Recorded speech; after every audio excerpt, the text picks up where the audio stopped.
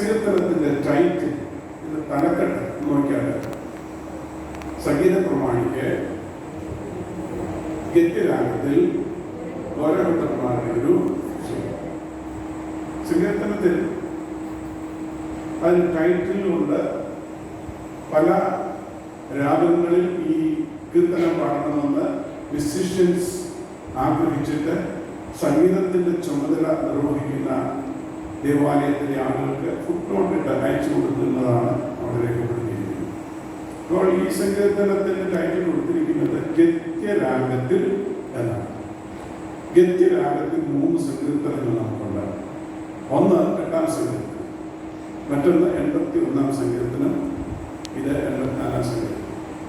8-ാം സങ്കീർത്തനം ദാവീദും 81-ാം സങ്കീർത്തനം ആസാഫും 84-ാം സങ്കീർത്തനം കോരഹപുത്രന്മാരുമാണ് ആരംഭിക്കുന്നത്. ഒരു പ്രത്യേക പശ്ചാത്തലത്തിൽ ഉള്ള ഒരു സങ്കീർത്തനമാണ്, ഒരു രാഗമാണ്. സ്കോഫീൽഡ് ബൈബിളാണ് അതിന് ശരിയായിരിക്കുന്ന ഒരു നിർവചനം നൽകുന്നത്. അവർ കൊടുത്തിരിക്കുന്ന വചനം വൈൻ പ്രസ് എന്ന പദം ഉപയോഗിച്ചാണ് നിർവചനം കൊടുത്തിരിക്കുന്നത്. പലസ്തീൻ നാട്ടിൽ മുന്തിരി പഴുക്കുന്ന സമയത്ത് മുന്തിരിയിൽ നിന്ന് ദ്രാക്ഷരസം എടുക്കുന്നതിന് വേണ്ടി മുന്തിരി വയലിന്റെ വിവിധ കോണുകളിൽ ചക്ക് സ്ഥാപിക്കും. ആ ചക്കിലേക്ക് നയനസുന്ദരമായിരിക്കുന്ന മധുരമൂറുന്ന ഈ മുന്തിരിക്കുഴി ഇറുത്തെടുത്ത് അതിനകത്ത് കൊണ്ടിടും. മനുഷ്യരോ മൃഗങ്ങളോ ആ ചക്ക ഇങ്ങനെ കറക്കി ആട്ടുമ്പോൾ അതിനകത്തൂടെ ഒരു പ്രത്യേക രീതിയിൽ തിരിഞ്ഞ് ഞെരിഞ്ഞ് അമർന്ന് ഉടഞ്ഞ് വരുമ്പോൾ ഒഴുകി വരുന്നതായിരിക്കുന്ന ദ്രാക്ഷരസം കളക്ട് ചെയ്യാൻ ചില ബൗൾസ് ഉണ്ട്. അതിന്ന് പിന്നെ തുരുത്തിയിലേക്ക് മാറ്റിവെക്കും. അത് 1 വർഷം 2 വർഷമൊക്കെ ഇങ്ങനെ വെച്ചിരുന്നിട്ട് അവിടെ ഉപയോഗിക്കുന്ന പതിവാണ്. സന്തോഷത്തിന്റെ രസമാണ് വേദപുസ്തകത്തിൽ. സന്തോഷത്തിന്റെ രസം ഉത്പാദിപ്പിക്കുന്നതിന് ഈ മുന്തിരി കടന്നു പോകുന്ന ചില പ്രോസസ്സാണ്. മുന്തിരിക്കുരയിൽ സുന്ദരമായി കിടക്കുന്ന നയനസുന്ദരമായ മധുരമൂടുന്ന രുചികരമായിരിക്കുന്ന സ്വാദിഷ്ടമായിരിക്കുന്ന ഈ കുല അതിൽ നിന്ന് ഡിറ്റാച്ച് ചെയ്യും, അതിൽ നിന്ന് എറുത്തെടുക്കും. അത് വേദനാജനകമാണ്. ഡിറ്റാച്ച്മെന്റ് ഉണ്ടാവണം, ദ്രാക്ഷരസം ഉണ്ടാകണമെങ്കിൽ. എന്നിട്ട് എറുത്തെടുത്ത മുന്തിരിക്കുല ഈ ചക്കിനകത്തോട്ടെടുത്ത് തകർന്ന് ഉടഞ്ഞ് ഞെരിഞ്ഞ് അമർന്ന് രൂപഭാവം നഷ്ടപ്പെടണം. ഇഷ്ടതുപോലെ പിന്നെ ഒരിക്കലും ആവില്ല. അതിന്റെ ഐഡന്റിറ്റി ഇല്ല, പിന്നെ അതുപോലെ കാണാനില്ല. പക്ഷേ അത് ഞെരിഞ്ഞമർന്ന് തകർന്ന് ഉടഞ്ഞ രൂപഭാവങ്ങൾക്ക് മാറ്റം വരുമ്പോൾ ഒഴുകിയെത്തുന്നത് ആനന്ദത്തിന്റെ രസമാണ്, വീഞ്ഞാണ്. ഇതൊരു ഭക്തന്റെ ജീവിതത്തെ ഉദാഹരിക്കാൻ പോരുന്ന സുന്ദരമായിരിക്കുന്ന ഒരു ഒരു ഒരു ഒരു രാഗമാണ്. അപ്പോൾ ഈ പ്രക്രിയ നടക്കുമ്പോൾ അതിനു ചുറ്റും ഈ മുന്തിരി കൊയ്യുന്ന ആളുകൾ, നിർക്കെടുക്കുന്ന ആളുകൾ താളത്തിനൊത്ത് പാടുന്ന ഒരു രാഗമാണ് ഈ ഗദ്യരാഗം. അത് ഓർപ്പിക്കുന്നതാണ് ഞാൻ നിങ്ങളോട് പറഞ്ഞത്. ഒരു ഭക്തന്റെ ജീവിതം ഇങ്ങനെയാവണം. വേദനാജനകമായിരിക്കുന്ന അനുഭവങ്ങളിൽ കൂടെ, ആളത്വം നഷ്ടപ്പെടുന്നത് പോലുള്ള അനുഭവത്തിൽ കൂടെ, പിടിച്ചു നിൽക്കാൻ കെൽപ്പില്ലാത്ത അനുഭവത്തിൽ കൂടെ, പരിഹാസത്തിന്റെയും നിന്ദയുടെയും പഴിയുടെയും ദുഷിയുടെയും വേദനയുടെയും വേർപാടിന്റെയും ഒത്തിരി നഷ്ടങ്ങളുടെയും ഒക്കെ ജീവിതത്തിന്റെ അനുഭവങ്ങൾ കൂടെ പോയേക്കാം. അപ്പോഴൊക്കെ ആനന്ദത്തിന്റെ ഈരടികൾ അത്തരത്തിൽ നടന്നു വീഴുന്നുവെങ്കിൽ അവന്റെ ജീവിതമാണ് ശരിയായിരിക്കുന്ന ജീവിതം, പക്വമായിരിക്കുന്ന ജീവിതം. അതാണ് ആനന്ദത്തിന്റെ ഈരടികൾ പാടാൻ പ്രതികൂല സാഹചര്യങ്ങൾ സാധിക്കുന്നതാണ് യഥാർത്ഥ ഭക്തനെന്ന് ഈ പുസ്തകം ശക്തമായി പഠിപ്പിക്കുന്നു. അത് പഴയ നിയമത്തിലും പുതിയ നിയമത്തിലും നമ്മുടെ കാലഘട്ടത്തിലും അത് പഠിപ്പിക്കുന്നു.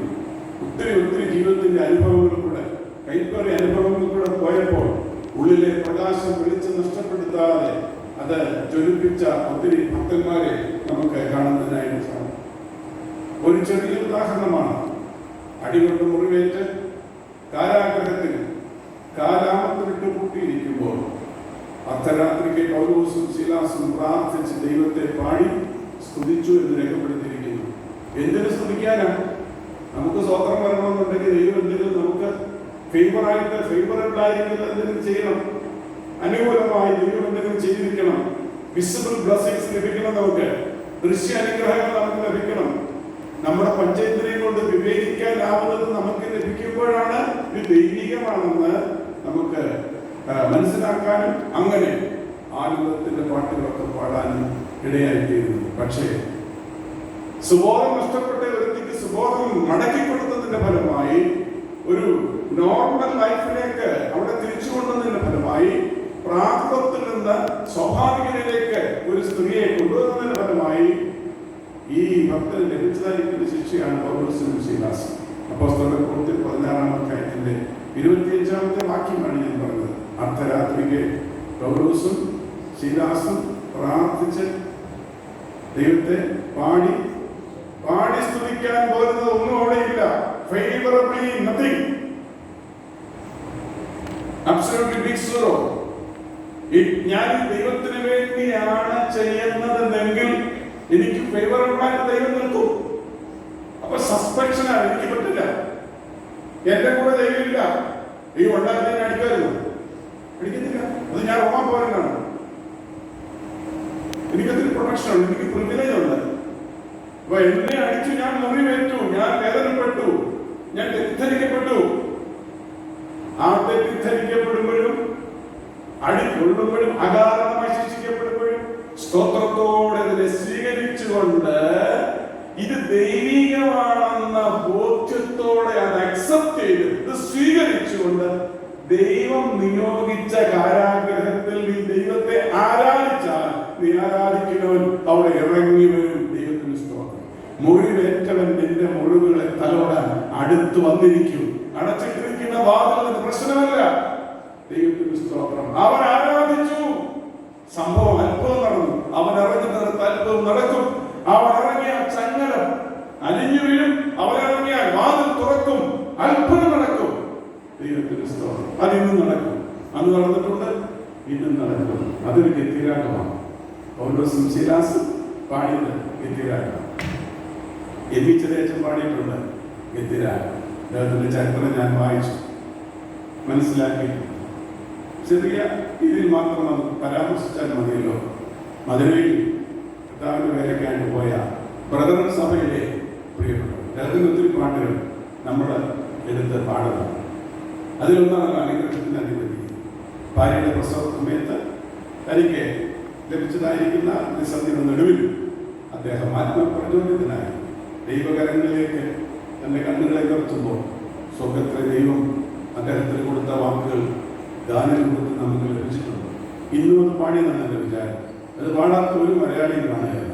ആദ്യം എഴുതിയത് അനുഗ്രഹത്തിന്റെ അധിപതി എന്ന പാരിടമാം പാഴ്മണലിൽ പാർത്തുവിനെ ഞാൻ നിന്നടങ്ങുന്നുള്ള വരികളാണ് എഴുതിയത്. പിന്നീട് അവസാനമാണ് അനുഗ്രഹത്തിന് അധിപതി എന്ന വരികൾ ചേർത്തത്. എന്നാൽ എഡിറ്റ് ചെയ്തപ്പോൾ നമുക്കത് അനുഗ്രഹത്തിന് അധിപതി ആദ്യം എന്തോട്ടെ അദ്ദേഹം ആത്മപ്രചോദിതനായി ദൈവകരങ്ങളിലേക്ക് തന്റെ വേദനയിൽ ആയിരിക്കുന്ന അവസ്ഥയിൽ തന്റെ ഹൃദയം ഉയർന്നപ്പോൾ ആശ്വസിപ്പിക്കുന്ന സ്വർഗം ഇറങ്ങി വന്ന് തലോടി ആശ്വസിപ്പിച്ചപ്പോൾ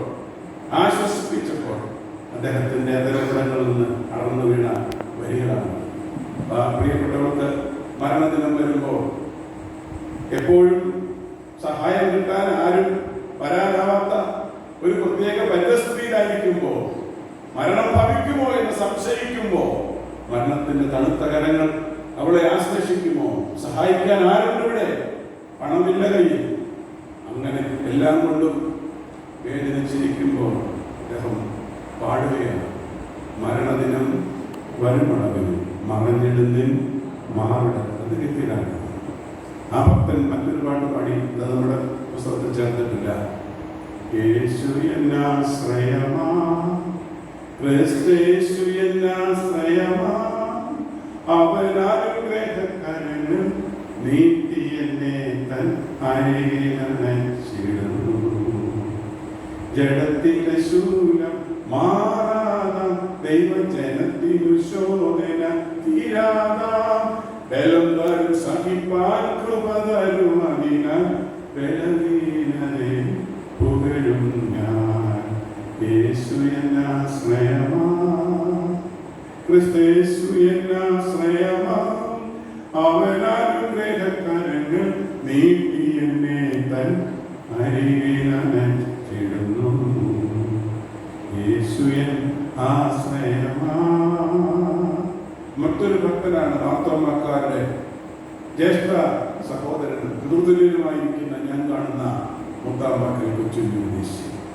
കർത്താവിന്റെ വായ്പദേശത്ത് വേലയ്ക്കായി ഇറങ്ങിത്തിരിച്ച ഭക്തന്റെ ജീവിതം, അദ്ദേഹത്തിന്റെ ശുശ്രൂഷ ദൈവികമാണോ എന്ന് സന്ദേഹിക്കുന്നത് പോലെയുള്ള സംഭവ വികാസങ്ങൾ ഒത്തിരി അദ്ദേഹത്തിന്റെ ജീവിതത്തിലുണ്ടായി. അവയിലൊന്നാണ് രണ്ടാമത്തെ ശമൂവേൽ കുട്ടിയുടെ വേർപാട്. എങ്ങനെ ഇതിനെ നിർവചിക്കാനാണ്? ദൈവം ഫേവറബിൾ ആണോ? ദൈവം അനുകൂലമാണോ? ഞാൻ ദൈവത്തിന്റെ വേലയാണോ ചെയ്യുന്നത്? എന്തുകൊണ്ട് എനിക്കിങ്ങനെ എനിക്കെന്തുകൊണ്ട്? ആ ചോദ്യം പലപ്പോഴും നമ്മുടെ ജീവിതത്തിൽ നമുക്ക് മനുഷ്യ മസ്തിഷ്കം കൊണ്ട് നിർവചിക്കാനാവാത്തത് നമ്മുടെ ആയുസ്സിൽ സംഭവിക്കുമ്പോൾ നാം ചോദിച്ചു പോകും,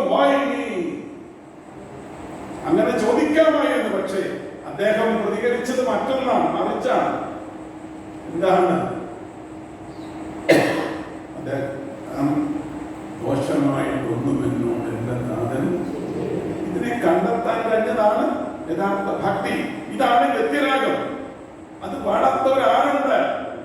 ഒത്തിരിയുണ്ട്. അദ്ദേഹത്തിന് പാട്ട് തന്നെ പലതുണ്ട്. ഒത്തിരി പേരുടെ പാട്ടുകൾ ഇങ്ങനെ പാടാൻ ചാൻസും പാടിയതാണ്. മനോവേദന പരശോധന മമ ജീവിത പാതകളിൽ മാറാതെ ഏറിടുമ്പോ നാഥനവൻ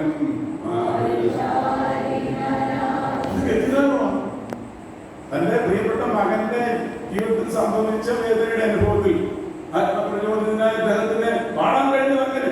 നമുക്ക് അങ്ങനെ പാടാൻ കഴിയുമോ? ഞങ്ങൾക്ക് അങ്ങനെ നമ്മുടെ ആറ്റിറ്റ്യൂഡ്, നമ്മുടെ മനോഭാവം.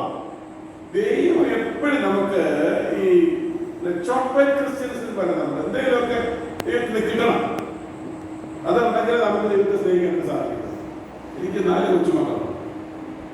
രണ്ടെണ്ണം ആൺകുട്ടികൾ, 2 പെൺകുട്ടികളാണ്. അതിൽ 2 പേര് വല്ലപ്പോഴേ വെച്ചു, 2 പേര് എല്ലാ വർഷവും. അതിൽ ഇളയത്ത് ചില എഴുതിയാണ്. അപ്പോ അവൻ എന്നോട് കൂടുതൽ സ്നേഹം ഉണ്ടാകുന്ന ഇഷ്ടമുള്ള ചോക്ലേറ്റിന്റെ ബ്രാൻഡ്, ആ ചോക്ലേറ്റിന്റെ ബ്രാൻഡ് എവിടെയും പോകുമ്പോൾ മേടിച്ചുകൊണ്ട് വന്ന ഭയങ്കര കൊടുത്തില്ലേ പറയും. ഈ ഓൾഡ് പീസിനോടൊന്നും പറഞ്ഞാൽ ഒരു കാര്യം മനസ്സിലാകത്തില്ല. നമ്മളെ വിളിക്കുന്ന ഓൾഡ് പീസ് എന്നാണ്. ഓൾഡ് പീസിനോട് പറഞ്ഞാൽ ഒന്നും കാര്യത്തിൽ നടക്കത്തില്ല. നീ അങ്ങോട്ട് പോകരുതെന്ന് പറഞ്ഞാൽ പറയുന്നത് ശബരിമലയിലാണോ ചോദിക്കും. അങ്ങനെയുള്ളൊരു അവനോട് ഇഷ്ടം തോന്നുന്നത് എപ്പോഴാണെന്ന് അറിയുമ്പോൾ അവന്റെ ബ്രാൻഡ് ചോക്ലേറ്റ് ഞാൻ കൊടുക്കുന്ന സമയത്ത് അയ്യോ അവനെ നാക്കിക്കൊടുക്കും. മടിയിലോട്ട് കയറിയിരുന്ന് എൻ്റെ അപ്പച്ചന് അമ്മച്ചിയിലുണ്ടോ, എൻ്റെ അപ്പച്ചന് എന്നാ സ്നേഹമാണ് എന്താ ചോക്ലേറ്റ് കൊടുത്തുകൊണ്ട്. നമ്മൾ പലപ്പോഴും ദൈവത്തെ ഇങ്ങനെ കാണുന്നത് ചോക്ലേറ്റ് ക്രിസ്ത്യൻസാണ്. നമ്മൾ എന്തെങ്കിലുമൊക്കെ ദൈവത്തമ്പുരാൻ നമുക്ക് ദൈവത്തെ തന്നാൽ ഇത്ര നല്ലവൻ മതിയായവൻ എന്നെ കാര്യമാണ് സ്വോത്രം വലുതായിട്ട് വീഴും. പിന്നെ സൂത്രമാണ് സ്വോത്രം അടിച്ച് പാലിച്ച് കളഞ്ഞു. പക്ഷേ ഒത്തിരി വലുതും മാറിപ്പോയെങ്കിലോ അവൻ ഓൾഡ് പീസായി. പണ്ടത്തെ കുറഞ്ഞ ദൈവം പ്രാർത്ഥന കേൾക്കുന്നില്ല, ഓൾഡ് പീസായി. പ്രിയപ്പെട്ടവരെ, ദൈവത്തിന് യാതൊരു മാറ്റമില്ല. He's A self existent God. സ്വയം സ്ഥിതനാണ് ദൈവം, ഒരു മാറ്റമില്ല. He's the same yesterday today Forever. എന്നും അതുപോലെ തന്നെയാണ്. ആ ദൈവത്തിൽ ചാരുന്ന നമ്മുടെ ആത്മീയ വീക്ഷണത്തിൽ എന്താ മാറ്റം? എങ്ങനെ നമ്മൾ കാണുന്നത്? ഇനി ചേഞ്ച് കഴിഞ്ഞ വർഷം ഉള്ളതിനേക്കാൾ ദൈവവുമായിട്ടുള്ള ബന്ധത്തിൽ ഉള്ള എൻ്റെ ലൈഫ്, എൻ്റെ പ്രാക്ടിക്കൽ ലൈഫ്, ഫെയ്ത്ത് ഇംപ്ലിമെന്റ് ചെയ്യാനായിട്ട് എനിക്ക് ലഭിക്കുന്ന അവസരത്തിൽ ഞാൻ ചെയ്യുന്നത്, ഇതെല്ലാം കൂടെ വിലയിരുത്തുന്ന ഒരു സമയമായി ഈ കൺവെൻഷന്റെ ആദ്യത്തെ രാത്രി തീരട്ടെന്ന് ഞാൻ ആത്മാർത്ഥമായിട്ട് പ്രാർത്ഥിക്കുന്നു. ആദ്യത്തെ ദിവസത്തെ പ്രസംഗം ദീർഘിച്ച നാളെ വരുന്ന അച്ഛന് വഴി, അതുകൊണ്ട് ഞാൻ അധികം പ്രസംഗിക്കാതെ പുതിയ പ്രസംഗം ചെയ്യാതെ വായിച്ച ടെക്സ്റ്റിനോട് നീതി പുലർത്താൻ വേണ്ടി ആ വാക്യത്തിലേക്ക് പോയി. ദൈവത്തെ എങ്ങനെ വിളിച്ച് സൈന്യങ്ങളുടെ പേരാണ്. നമുക്ക് വേദപുസ്തകത്തിന്റെ ചരിത്രം തന്നെ പരിശോധിച്ചു കഴിഞ്ഞാൽ ഈ ദൈവത്തിന്റെ സൈന്യത്തിൽ ആരെയെല്ലാം ദൈവം ഉൾപ്പെടുത്തിയിരിക്കുന്നത്? ദൈവത്തിന്റെ സൈന്യത്തിൽ ആരൊക്കെയാണ്? കേറ്ററിംഗ് ഡിപ്പാർട്ട്മെന്റ് ക്ലാർക്കെ, പിന്നെ ഷിപ്പിംഗ് ഡിപ്പാർട്ട്മെന്റിൽ സുഖത്തെ പിന്നെ പറയാമേ ഒന്നും അറിയത്തില്ല. വേണ്ട BBS പഠിച്ചല്ലോ. ഇപ്രാവശ്യം എന്തായിരുന്നു കോപ്രോ കേട്ടാ. ആദ്യം കേട്ടപ്പോൾ ഞാൻ വിചാരിച്ചു എന്താ കൊപ്രാന്ന് എനിക്ക് ആദ്യം தெரியாது. ഞാൻ ചോദിച്ചു എന്തുവാടാ ഇത് ഈ BBS ഈ കൊപ്രായോ? പിന്നെ അത് ഈ അപ്പച്ചനൊന്നും അറിയത്തില്ല. GoPro എനിക്കൊരു പിടിയും കിട്ടിയില്ല. എല്ലാം കിട്ടിയോ GoPro 76 ഞാൻ ആദ്യം BBS പോയത് കേട്ടോ. അന്നത്തെ എന്റെ ഇപ്പോഴും ഞാൻ ഓർക്കുന്നു. ആദ്യം BBS പോയത് 76 BBS തീ മറക്കുന്നവരുണ്ടോ? ഞാൻ പഠിപ്പിച്ച് എനിക്ക് മറക്കാൻ പറ്റും. ദ കിങ്ഡം ഓഫ് ഗോഡ്, ദൈവരാജ്യം അതായിരുന്നു. 6 BBS പോയി ഞാൻ. എൻ്റെ പേര് മുളക്കര. അങ്ങനെയുള്ള 6 BBS പോയി ആ ഒരു വർഷം തന്നെ. ഒരു റൗണ്ട് രണ്ടെണ്ണത്ത് കിട്ടും. അങ്ങനെ വിട്ടിട്ടുണ്ട്. പഠിക്കാനായിട്ടൊന്നും ആളിനെ കിട്ടാനുണ്ടായിരുന്നു. ഞങ്ങളുടെ മകൻ ഭയങ്കര വിളിക്കാനെന്ന് പറയാനാണ് ഞാൻ പഠിക്കണമെന്നല്ല. പക്ഷേ അങ്ങനെ വിട്ടതാണ്. പ്രിയപ്പെട്ടവരെ, കുഞ്ഞുങ്ങളെ, പതിനം മറ്റും പഠിക്കണം കേട്ടോ. പതിനം പഠിച്ചെങ്കിൽ ശരിയാണ്. ഈ ദൈവത്തിന്റെ സൈന്യത്തിന്റെ കൂട്ടത്തിൽ ഒരു പ്രത്യേക വിഭാഗത്തെ യുദ്ധത്തിനായിട്ട് ഏർപ്പെടുത്തിയായിരുന്നു. യോശുവയുടെ പുസ്തകത്തിൽ കിടപ്പുണ്ട്. ആർക്ക് പറയാം? പുരുഷന്മാരാദ്യം പറയും, ദേശീയ ഒഴികെ ബാക്കിയുള്ളവരെ അപ്പുറത്ത് പറയാം. പറ ശരിയാ പറഞ്ഞത്. കടന്തൽ ഉണ്ടോ മോനെ? ഇല്ല. എവിടാ? ഈ 72 യുദ്ധത്തിൽ അവര് കടന്തലിനെ അയച്ച സ്വർഗത്തിലെ ദൈവം കൊലാകുന്നുകളിൽ കടന്തലിന്റെ കൂടെ ഇളക്കി വിട്ട് അവരെ മാറ്റി. അവരെ ഓടിച്ച ശത്രുവിനെ ചരിത്രത്തിൽ ഇന്ന് സംഭവമുണ്ട്. നിങ്ങളുടെ മുൻപിൽ കടന്തലിനെ അയച്ചു. അപ്പോ എപ്പോഴ് എന്തൊക്കെ എവിടെ ആർക്ക് ആവശ്യമുണ്ടോ അത് അതാത് സമയത്ത് നമ്മൾ പ്രതീക്ഷിക്കാത്ത വിധത്തിൽ അയച്ച് നമ്മെ വിടുവിക്കാൻ കഴിയുന്ന ഒരു പ്രിയം ജീവിക്കുന്നു. അവൻ എന്റെ കർത്താവ്, അവൻ എന്റെ ദൈവമാണ്, അവനിൽ ഞാൻ ആശ്രയിക്കും. ഇതാണ് തീരുമാനം. സൈന്യങ്ങളുടെ നിന്നിൽ ആശ്രയിക്കുന്ന ഈ ആശ്രയിക്കാന്ന് പറഞ്ഞാൽ എന്താ? നമുക്ക് തെറ്റിദ്ധാരണയുണ്ട്. വിശ്വാസവും ആശ്രയം ഒന്നായിട്ട് നമ്മൾ വ്യാഖ്യാനിക്കുന്നത്. വിശ്വസിക്കുക, ആശ്രയിക്കുക രണ്ടും ഒന്നാണ് നമുക്ക്. പക്ഷെ രണ്ടും രണ്ടാണ്. തോന്നാം ഒന്നാണെന്ന്. എനിക്ക് ആരുടെ ആശ്രയം ഇല്ലാതിരിക്കാം, എനിക്ക് ആരിലും വിശ്വാസമില്ല. ഇത് രണ്ടും ഒന്നായിട്ട് തോന്നാം. പക്ഷെ രണ്ടും രണ്ടാണ്. വിശ്വസിക്കുന്നത് ബൗദ്ധിക നിർവചനം ആവശ്യം, അത് ഇന്റലക്ച്വൽ അക്സെപ്റ്റൻസ് ആവശ്യം. ഞാൻ പറയുന്നത് നിങ്ങൾ കേൾക്കുന്നുണ്ടോ? ഉണ്ടോ സാറേ? പപ്പ കേൾക്കുന്നുണ്ടോ? ഉണ്ട്. കുഞ്ഞോട് വന്നിട്ടുണ്ടോ? കൊണ്ടുവന്നില്ല. എനിക്കറിയാൻ കൊണ്ടുവന്നില്ല. 18 പേരുടെ പേരൊക്കെ എനിക്കറിയാം. കേൾക്കുന്നുണ്ടോ? അവിടെ ഇരിക്കുന്നത് കേൾക്കുന്നുണ്ടോ? നിങ്ങൾ കേൾക്കുന്നത് എനിക്ക് എങ്ങനെ മനസ്സിലാവും? തല കേൾക്കുന്നുണ്ടാകുന്നു. ഞാൻ പറയുന്നത് കേൾക്കുന്നുണ്ടോ? ഉണ്ട്. എനിക്ക് എങ്ങനെ അറിയാം? ഞാൻ വിശ്വസിക്കുന്നു.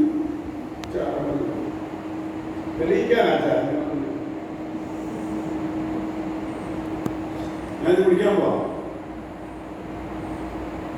ഇത് എവിടെ തിളപ്പിച്ചു? ഇതിനകത്ത് വല്ലതും ചേർത്തിട്ടുണ്ടോ? ഏത് കിടത്തിൽ നിന്ന് പോയി? അത് പൈപ്പിലെ ആണോ പെൻസിമോൾ ഉണ്ടാക്കിയാണോ? അതോ പെൻസിൽ എന്ന് പറഞ്ഞാൽ പച്ചമ്മ അന്ന് പണ്ട് മുതലേ വിളിച്ചതാ. അവിടെ അങ്ങനെ അതാണോ? ഒന്നും ഞാൻ നോക്കി. ഇതിന്റെ ഈ ക്വാളിറ്റി നോക്കുന്ന ഒരു മീറ്റർ ഉണ്ട്. എൻ്റെ ഒരു സ്നേഹിതൻ്റെ ഒരു കസിൻ്റെയിലുണ്ട്. അത് വെച്ചോണ്ട് അവൻ്റെ ഇടത്തൊക്കെ പോയി നോക്കുന്ന പറയുന്നത്. എനിക്ക് അതൊന്നുമില്ല. ഞാനെ കുടിച്ചു. എന്താ ഇത് കുടിച്ചാൽ കുഴപ്പമൊന്നും ഉടനെ ഉണ്ടാക്കില്ലെന്ന വിശ്വാസം എനിക്കുണ്ട്. ഞാനിവിടെ നിൽക്കുന്നു. എന്തുകൊണ്ടാണ് നിൽക്കുന്നത്? വീട് താഴോട്ട് പോകത്തില്ലെന്നുള്ള വിശ്വാസമാണ്. ഇതാ പിടിക്കുന്നു. എന്താ പിടിക്കാൻ ഒടിഞ്ഞു ഉടനെ ഒന്നും പോകത്തില്ല. എന്നാൽ ഒടിഞ്ഞു പോയതുണ്ട്. പ്രസവിച്ചുകൊണ്ടിരുന്നപ്പോൾ സ്റ്റേജ് ഒടിഞ്ഞു പോയതുണ്ട്. ഇപ്പോഴതില്ല. കാരണം ഇപ്പോൾ എല്ലാം ദൈവത്തിന് നമ്മൾ പണിയില്ല. 12 യോഗം വളരെ കുറവാണ്. എല്ലാം മാറി. കാരണം നമ്മൾ ഈസി മെത്തേഡാണ്. ദൈവത്തിന് സ്തോത്രം. ഇതൊക്കെ പറഞ്ഞാൽ വിഷയം മാറി. ഇവിടെ നോക്കുന്നുണ്ട്. പണ്ടത്തെ പ്രസംഗമൊന്നും ഇങ്ങനെ അല്ലായിരുന്നല്ലോ എന്ന്. അതാണ് നോക്കുന്നത്. നമ്മളെയൊക്കെ മാറി, കാലമൊക്കെ മാറി. മറ്റു വിഷയത്തിലേക്ക് മടങ്ങി വരാം. സൈന്യങ്ങളുടെ യഹോവയിൽ ആശ്രയിക്കാൻ പറഞ്ഞാൽ വിശ്വസിക്കുക എന്നല്ല, പിന്നെ വിശ്വാസത്തെ ജീവിതം കൊണ്ടുള്ള വ്യാഖ്യാനമാണ് ആശ്രയം. ഞാൻ വിശ്വസിക്കുന്നതിനെ പ്രാക്ടീസ് ചെയ്യുന്നതാണ് ആശ്രയം. അതുകൊണ്ടാണ് ഭക്തന്മാരെ കുറിച്ച് പറയുന്നത്, ഭക്തരിൽ വിശ്വാസ ജീവിതം പോലിത്ര ഭദ്രമാം ജീവിതം വേറെയുണ്ടോ? ഭക്തരിൽ വിശ്വാസ ജീവിതം പോലിത്ര ഭദ്രമാം ജീവിതം വേറെയും. എന്താ വിശ്വാസം? സ്വർഗഭണ്ഡാരത്തിൽ ദിവ്യഭണ്ഡാരത്തെ വിശ്വാസ കണ്ണാൽ കണ്ടുതാൻ യാത്ര ചെയ്തിടുന്ന ഭക്തരിൽ വിശ്വാസ ജീവിതം പോൽ ഇത്ര ഭദ്രമാം ജീവിതം വേറെയുണ്ടോ? ഒന്നുമില്ല, പക്ഷെ വിശ്വസിക്കുക, ആശ്രയിക്കുക. അത് വിശ്വസിക്കുന്നതിനെ ജീവിതം കൊണ്ടുള്ള വ്യാഖ്യാനമാണ്, പ്രായോഗികതയാണ് ആശ്രയം എന്ന് പറയുന്നത്. അപ്പോൾ ഇവിടെ ഓരോ പുത്രന്മാർ തങ്ങളുടെ പിതാവിനെ ഭൂമി വാവിളർന്ന് ഒഴുകിയത് കണ്ടപ്പോൾ അവിടെ നിന്ന് ഞങ്ങളെ രക്ഷിക്കാനും വിടുവിക്കാനും ഇഷ്ടം തോന്നി ദൈവത്തിന്റെ വിടുതലും രക്ഷയും ഒരുമിച്ച് മനസ്സിലാക്കിയ അവർ ദൈവത്തെ പാടി സ്തുതിക്കുകയാണ്. ആ ബാല്യബന്ധത്തെ പാടി സ്തുതിക്കുകയാണ്. അവരുടെ തൂലിക ചലിച്ചപ്പോൾ ആ വലിയ ദൈവത്തിന്റെ മഹത്വം അവർ കണ്ണുകൾക്ക് കണ്ടു. സൈന്യങ്ങളുടെ യഹോവേ, നീ വസിക്കുന്ന ഇടം എത്ര മനോഹരമാണ്, നീ ഇല്ലാത്തവ എത്ര സ്വച്ഛമാണ്, നീ ഇല്ലാത്തവ എത്ര ന്യായവിധിയ, കണ്ടു ഒരുപോലെ കണ്ടു. അതുകൊണ്ടാണ് ആ കുഞ്ഞുങ്ങൾ ഇതിനകത്ത് എഴുതി വെച്ചിരിക്കുന്നത്, നിന്റെ പ്രാകാരങ്ങൾ കഴിക്കുന്ന ഒരു ദിവസം വേറെ 1000 ദിവസത്തേക്കാൾ ഉത്തമമല്ലോ. എന്റെ ആഗ്രഹമുണ്ട്, എനിക്ക് അവിടുത്തെ വലിയ ജോലിയൊന്നും ചെയ്യണ്ട, എന്റെ അപ്പച്ചയുടെ ജോലിയൊന്നും എനിക്ക് ചെയ്യണ്ട, പിന്നെ വാതിൽ കാവൽക്കാരനായിരിക്കുന്നത് എനിക്കേറെ ഇഷ്ടം. വാതിൽക്കൽ ഇരുന്ന 2 കാര്യം ഒരുപോലെ നടക്കും. അകത്ത് നടക്കുന്ന, അകത്ത് കുറിച്ചു നിൽക്കുന്ന തേജസ്സിന്റെ സിംഹാസനത്തിന്റെ മഹത്വം കാണാം, ഒപ്പം പുറത്തെ ന്യായവിധിയും കാണാം. അതുകൊണ്ട് എനിക്ക് ഇവിടെ നിന്നാൽ മതി. ന്യായവിധിയുടെ ഭയങ്കരതയിൽ നിന്ന് വിടുവിക്കപ്പെട്ട ദൈവത്തിന്റെ മക്കൾക്ക് മാത്രമേ വിടുവിച്ചവനെ ആരാധിക്കാനാവൂ, ആരാധിക്കുന്നവർക്ക് ആശ്രയിക്കാനാവൂ. ആശ്രയിക്കുന്നവരുടെ ജീവിതമാണ് സന്തുഷ്ടമായിരിക്കുന്നത്. ദൈവത്തിന് സ്തോത്രം. ഇത് 7 ദിവസം 8 ദിവസം രസമാണ് പഠിക്കാനായിട്ട്. 3 ഭാഗമായിട്ടൊക്കെ തിരിച്ച് അതുകൊണ്ട് ഇപ്പൊ നമ്മൾ വായിച്ച ടെക്സ്റ്റിലേക്ക് മടങ്ങി വരികയാണ്. സൈന്യങ്ങളുടെ മുമ്പിൽ ഇതിന് ആശ്രയിക്കുന്ന മനുഷ്യൻ എന്താണ് മനത്തെ കാര്യങ്ങൾ പറയണമെന്ന് മനസ്സിലുണ്ട്. പക്ഷേ അത് അവസാനം ഒരു അരമണിക്കൂർ 25 മിനിറ്റൊക്കെ എടുത്തതിന് അവസാനം ഒന്നാമത്തെ വാക്യം 125-ാം സങ്കീർത്തനം 1-ാം വാക്യം. 125-ാം സങ്കീർത്തനം 1-ാം വാക്യം.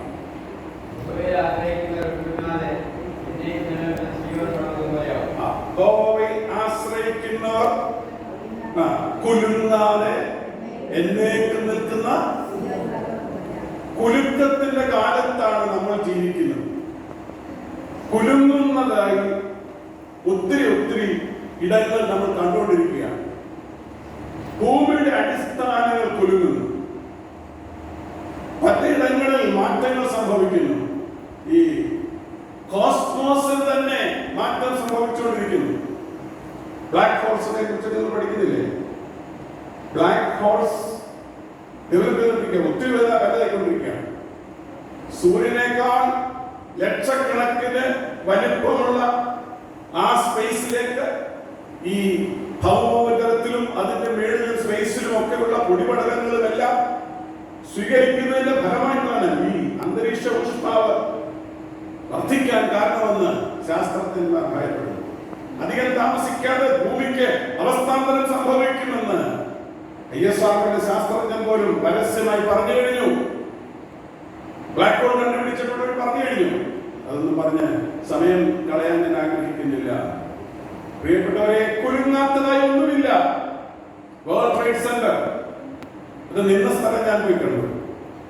അത് ഇടിച്ച് തകർത്ത് കഴിഞ്ഞപ്പോഴാണ് ഞാൻ അവിടെ വിസിറ്റ് ചെയ്യാനായിട്ട് പോകുന്നത്. അവിടെ വിസിറ്റ് ചെയ്തു. അപ്പോൾ എന്നെ അവിടെയുള്ള സ്നേഹിതർ ആ പ്രദേശം കൊണ്ട് കാണിച്ചു. അവിടെ അന്ന് നിൽക്കാൻ പറ്റില്ല, പാർക്ക് ചെയ്യാൻ പറ്റില്ല. ഞങ്ങളിങ്ങനെ ഒന്ന് വണ്ടി ഓടിച്ചു പോയി. ആ കാലഘട്ടത്തിലെ സുന്ദരമായിരിക്കുന്ന ടെക്നോളജി ഉപയോഗിച്ച് പടുത്തിയിറക്കിയ 2 ഇരട്ട ഗോപുരം വേറൊരു ടെക്നോളജി ഉപയോഗിച്ച് തകർത്ത് കളഞ്ഞു.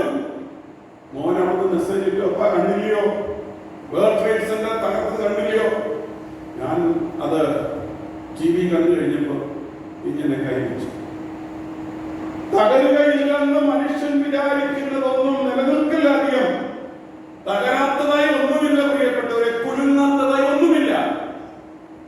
ഭൂമിക്ക് കുലുക്കം സംഭവിക്കും. ഈ ഭൂമിയുടെ അച്ചുതണ്ടിന് സ്ഥാനഭ്രംശം സംഭവിക്കുന്നതായിട്ട് ശാസ്ത്രജ്ഞന്മാർ ഭയപ്പെടുന്നു. നോട്ട് പോലും ചെറിയ മാറ്റം, ആ ചെറിയ മാറ്റം മതി ഇതിന്റെ ഭൂമി എത്ര kilometre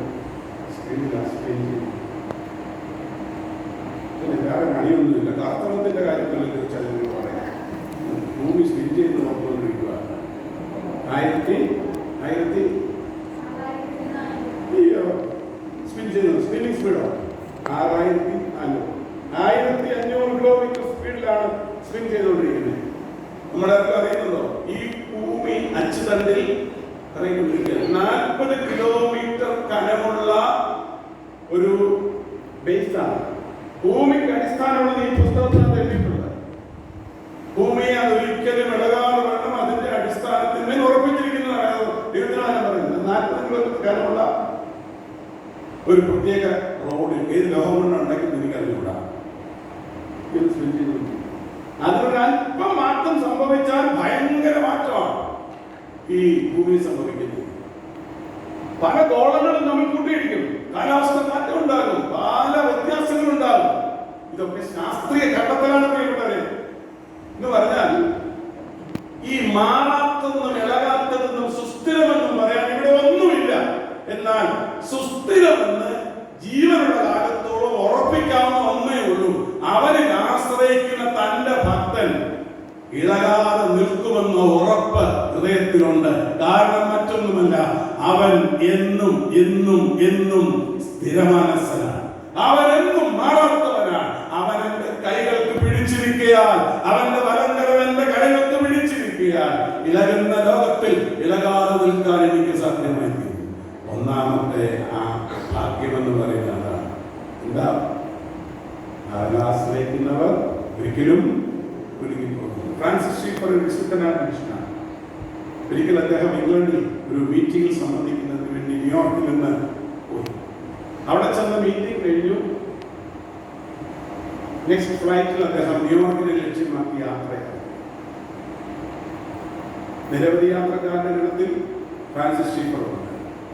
final destination New York John F Kennedy airport. അവിടേക്ക് യാത്രയാണ്.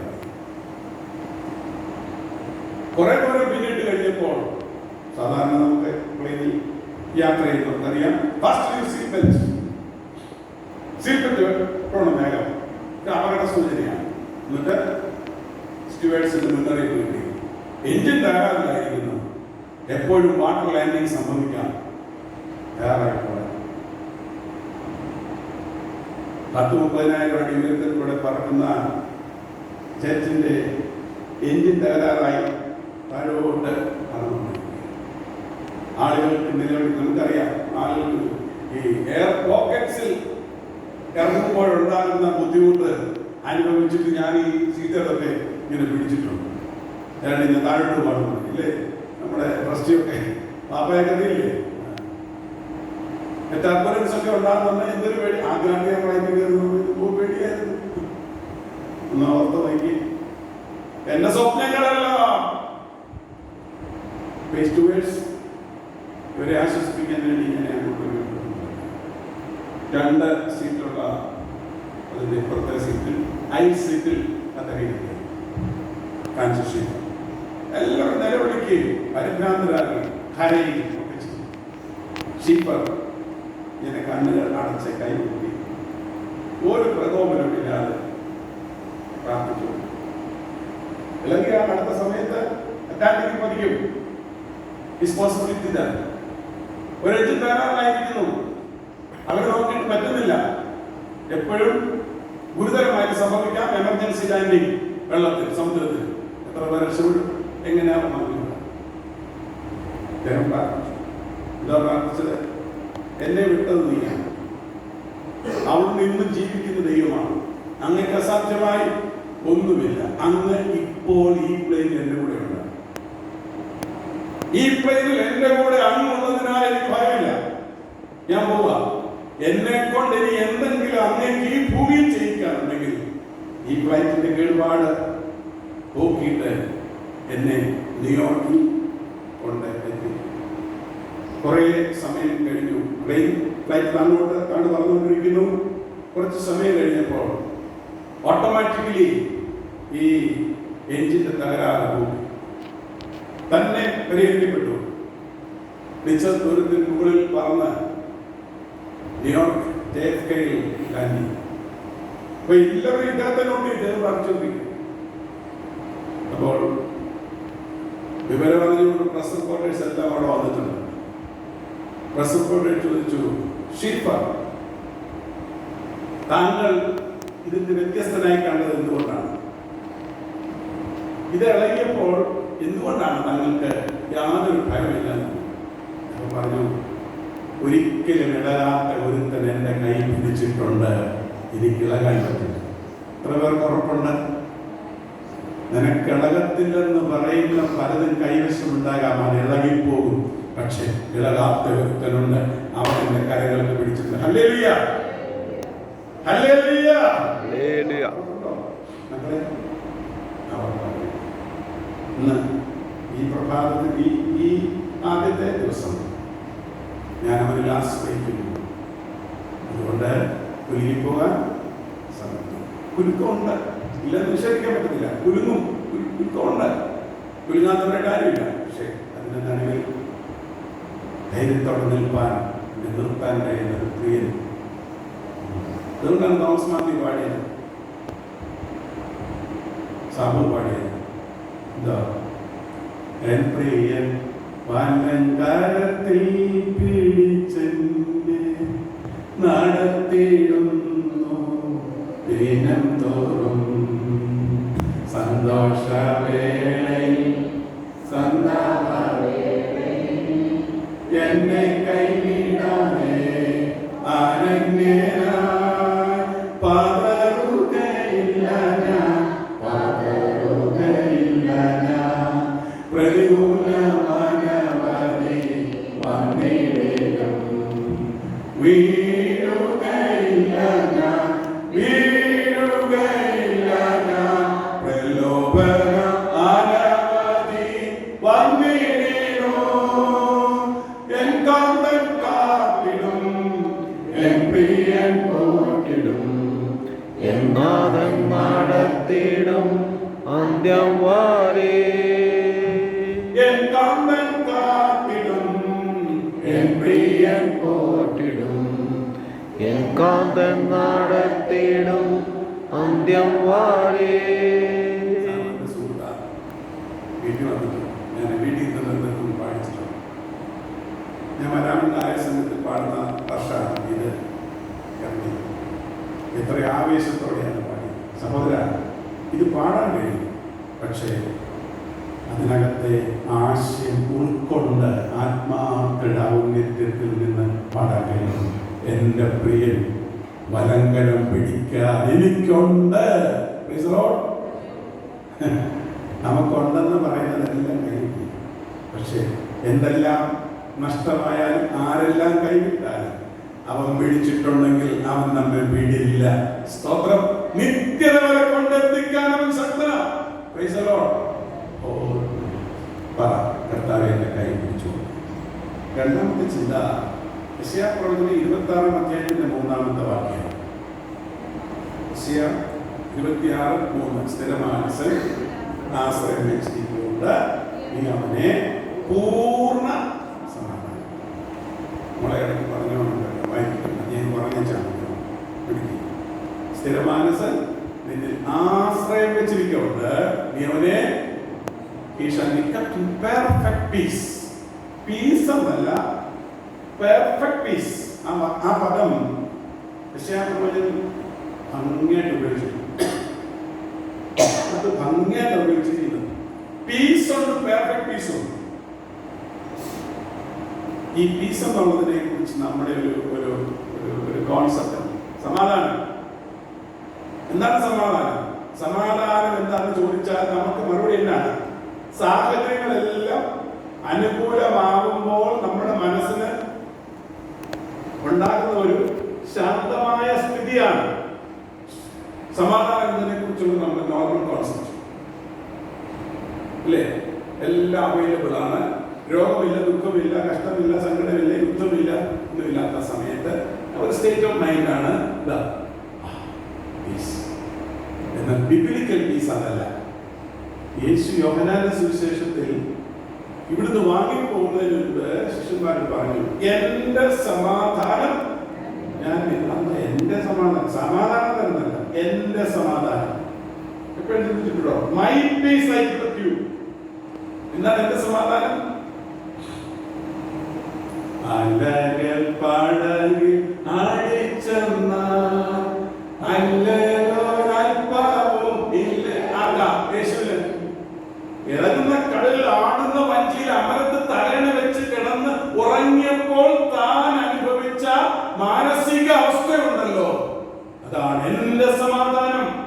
ചുറ്റുപാടും എപ്പോഴും താഴെ അപകടം സംഭവിക്കാം, മറന്ന് വെള്ളത്തിൽ വീഴാം, കൊടുങ്കാറ്റാണ്, ഇളകുകയാണ്, തിരകളാണ്, കൊച്ചു വഞ്ചിയാണ്, എപ്പോഴും അമരത്തുന്നു, താഴെ വീഴാൻ സാധ്യതയുണ്ട്. അപകടം മുന്നിൽ കാണുമ്പോൾ ശാന്തമായി അതിനെ അഭിമുഖീകരിക്കാൻ കഴിയുന്ന ഒരു മാനസിക നിലയുണ്ട്. അതാണ് എന്റെ ലേഖനം എഴുതുമ്പോൾ പറഞ്ഞു, അവൻ നമ്മുടെ സമാധാനം. He is our peace. എന്ന് പറഞ്ഞാൽ he എന്ന് പറഞ്ഞാൽ ആരാണ്? He is our peace. അവൻ നമ്മുടെ സമാധാനം. He ആരാണ്? Jesus Christ എന്ന് പറഞ്ഞാൽ അർത്ഥമല്ല. When he comes to our life, when we commit our life to him, we can experience the real peace deep down in our hearts. നാം ആ ജീവിതം അവനെ സമർപ്പിക്കുമ്പോൾ, അവൻ നമ്മുടെ ഉള്ളത്തിൽ വന്നു കഴിയുമ്പോൾ, when he is in control, total control of our life, we can experience the real peace. എന്റെ സമാധാനം ഞാൻ നിങ്ങൾക്ക് തന്നിച്ചു. Do you have? Can you experience it? അനുഭവിക്കാൻ കഴിയുമോ? മക്കൾ അറിയാത്ത വിഷയങ്ങളൊക്കെ വരുമ്പോൾ അല്ലേ ആ പാടിയൊരു മനസ്സിന്റെ കലങ്ങിയിട്ടില്ലേ? പരീക്ഷ തലവസത്തിൽ അറിയും അല്ലേ? എന്തായാലും kneel down before the Lord. അവനോട് ചോദിക്കണം, എനിക്ക് വേണം, I need your help. Please come to my help. കൊടുത്താൽ ഞാൻ അനുഭവിച്ചുകൊണ്ടിരിക്കുന്നു. രണ്ടാമത്തെ ചിന്ത എന്താണ്? സമാധാനം ഞാൻ ആശ്രയിക്കുന്നവർക്ക് പെർഫെക്റ്റ് പീസ്. എന്താണ് സമാധാനം? എന്നല്ല, സാഹചര്യങ്ങൾ അനുകൂലമാകുമ്പോൾ മനുഷ്യ മനസ്സിന് അനുഭവിക്കാൻ കഴിയുന്ന ശാന്തതയല്ല. എന്നോട് പറയാം, സാഹചര്യം അനുകൂലമാകുമ്പോൾ മനുഷ്യ മനസ്സിന് അനുഭവിക്കാൻ കഴിയുന്ന ശാന്തതയല്ല, പ്രത്യുത പ്രശുദ്ധമായ ജീവിത സാഹചര്യങ്ങളുടെ നടുവിൽ മനുഷ്യ മനസ്സിന് പ്രാപ്യമാകുന്ന സ്വസ്ഥതയാണ്. പിടിക്കാൻ ആള് വന്നാലും അല്ലേ, വാളും മടികളുമായിട്ട് വന്നാലും എന്റെ സമാധാനം. പണ്ടോ അത് പൊട്ടിത്തെറിക്കുന്ന അനുഭവം നാം പലപ്പോഴും ഇല്ലേ? കുർബാനയ്ക്ക് ആദ്യം വന്ന് കൊള്ളും, പക്ഷെ പൊട്ടിത്തെറി. ഹസ്ബൻഡുമായിട്ട് റിലേഷൻഷിപ്പ് പൊട്ടിത്തെറി. പക്ഷെ അച്ഛൻ കയറി വരുമ്പോൾ സമാധാനം, ആർട്ടിഫിഷ്യൽ സമാധാനം എഴുതുന്നു. സ്ഥിരമാനസന്നിധിയിൽ ആശ്രയം ഇവനെ പൂർണ്ണ സമാധാനത്തിൽ. 3 22 സങ്കീർത്തനം 4.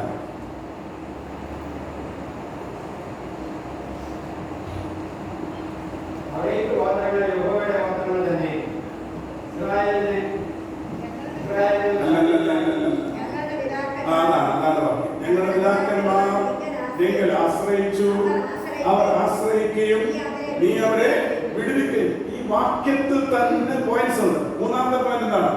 ആശ്രയിക്കുന്നവർക്ക് വിടുതലുണ്ട്. ഒന്ന്, ആശ്രയിക്കുന്നവർ കുലുങ്ങില്ല.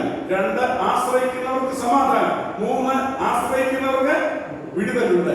എങ്ങനെ, എവിടെ നിന്ന്, എപ്പോൾ വിടുതൽ?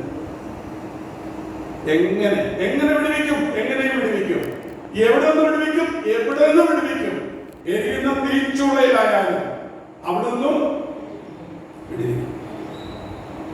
ഈ ദൈവത്തിന്റെ വിടുതലിനെ കുറിച്ച് ഒരു ഹോംവർക്ക് അല്ലെങ്കിൽ ഒരു മനസ്സിന്റെ റിഫ്ലക്ഷൻ ഈ പറയണ്ട. 34 സംഗീതത്തിലൊരു വാക്ക് എങ്ങനെയാണ് ദൈവം സമയം ഒരു സമ്മാനം. യഹോവയുടെ ദൂതൻ ഭക്തന്മാരുടെ ചുറ്റും. അതിനകത്ത് ഗ്രാമാറ്റിക്കൽ മിസ്റ്റേക്ക് തോന്നും.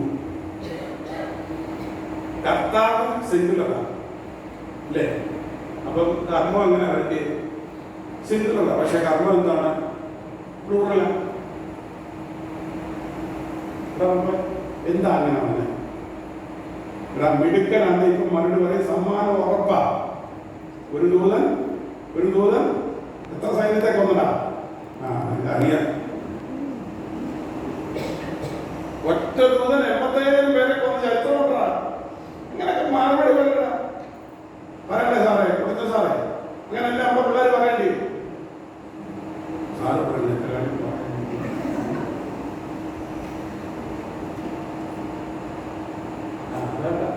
അതുകൊണ്ട് നമ്മൾ പാടും പല 1000 വലിയവർ വീണാലും വലയമായും തന്നെ യഹോവയുടെ ദൂതൻ. അപ്പൊ നമ്മുടെ വിടുതലിന് ദൈവം ദൂതനെ അപ്പോയിന്റ് ചെയ്തിട്ടുണ്ടോ? ഉറക്കം വരുന്നോ? അതോ ചപ്പാത്തി കൊടുക്കാൻ സമയമായോ? പറഞ്ഞോണ്ട് ഞാൻ ഇപ്പൊ നിർത്തിയേക്കാം. ഇങ്ങനെ പ്രയാസമൊന്നുമില്ല. വീട്ടിൽ കൊണ്ടുപോകണം താല്പര്യമൊന്നുമില്ല. 5 പോയിന്റ് പറയണമെന്ന് കിട്ടുന്നില്ല. 3-4 പേരെ ഞാൻ നോട്ടം വെച്ചിട്ടുണ്ട്. അവരുടെ കണ്ണടഞ്ഞ് ഇങ്ങനെ തൂങ്ങുന്നുണ്ട്. ഞാൻ പ്രശ്നം അല്ലെങ്കിൽ ചപ്പാത്തി പറഞ്ഞിട്ടില്ല. എനിക്കറിയാം അത്ര സമയം വേണം. പറ.